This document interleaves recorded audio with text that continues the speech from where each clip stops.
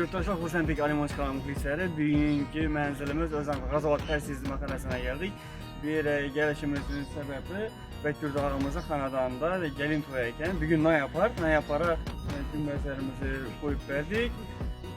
Ertəyin toy ekan, ertəyin Xuda xalasa toyxanasına saxna bezəklərini koyamız. Bizə də yenə bir yenilik, bizə də ne tolka bir dana günbəz emas, bunun yenə birisi var, ikini yasatdırdık. Adamlar birisini koydunuz, indi toy tam bulunsa zannet bulanmı desənsə, yox.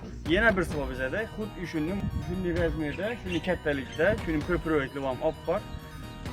Hizmetli olsa telefonlarımızı ekranda koyamız, klip vurup bağlana verseler. Bu günbəzimizdə videosunu bugün Instagram kanalımıza, YouTube kanalımıza YouTube'dan birlikte koyamız. Kuruluş göstərib. Keyin bizə də 2 dana günbəz bilən boldu doktorda mı deyən gəp yox. Toyxana saxna bezəkləri var. Keyin tort pasapkelərimiz var. Toyxana içine girib baradon. Tortlarımız var özlərimizdə. Bundan təşkil salyut xidmətlərimiz, keyin detski, şar saxna bezəklərimiz var.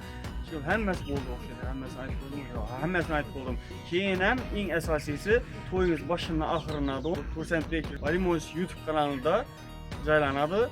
Benim alal bir gündən keyin arxayın görüb oturarası. Xursandbek Alimovich kanalında kalın, milyoner emas, milyarder olun. Sağ, salamat olun.